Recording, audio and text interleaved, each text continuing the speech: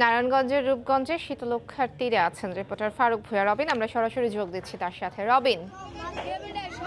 অপলা, নদীর জায়গা দখলমুক্ত করে নদীকে ফিরিয়ে দেওয়ার জন্য বিআইডব্লিউটির যে চলমান অভিযান রয়েছে সেটা কিন্তু আজকে পরিচালিত হচ্ছে ঢাকার পার্শ্ববর্তী জেলা নারায়ণগঞ্জের রূপগঞ্জ এলাকায়। আপনারা জানেন যে সেটি আসলে ঢাকার পাশের যে ডেমরার পাশেই কিন্তু সেই এলাকাটি, এবং সেটি শীতলক্ষ্যা নদীর যে পূব পাশে অর্থাৎ তারাবো এলাকায় এই অভিযানটি শুরু হয় দুপুর 12টার দিকে। এবং সেই অভিযানে কিন্তু আমরা কিন্তু অনেক ক্ষেত্রেই দেখেছি যে ছোট বড় নানা ধরনের স্থাপনা এই এলাকাতে ছিল, এবং সেই এলাকাগুলো আপনারা জানেন যে স্থাপনাগুলো উচ্ছেদ করা হয়েছিল।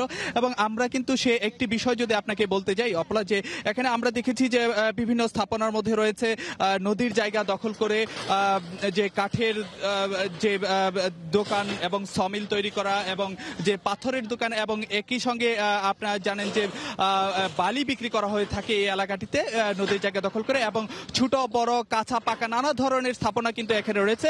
বিআইডব্লিউটি কর্মকর্তারা আমাদেরকে যেটি জানিয়েছেন যে তারা আসলে এই অভিযানটি পরিচালনা করবেন সুলতানা কামাল ব্রিজ থেকে যে কাঞ্চন ব্রিজ পর্যন্ত, এবং এই এলাকাটিতে তারা 3 শতাধিক অবৈধ ছোট বড় অবৈধ স্থাপনা তারা চিহ্নিত করেছেন, এবং সেইগুলোর বিরুদ্ধে আজকে যেমন অভিযান পরিচালনা করা হবে ঠিক একইভাবে আগামীকালও তারা তাদের এই অভিযান পরিচালনা করা হবে। এবং বিআইডব্লিউটি কর্মকর্তারা আপনারা জানেন যে এই যে অবৈধ স্থাপনার মধ্যে যে বেশ কয়েকটি যে কাঠের দোকান ছিল সেই দোকানগুলোর যে কাঠ নিলামে তোলা হয়েছিল, এবং সেই নিলামে আসলে 2,20,000 টাকা আসলে কাঠগুলো বিক্রি করা হয়েছে। তো এই ছিল আসলে আমার কাছে সবশেষ।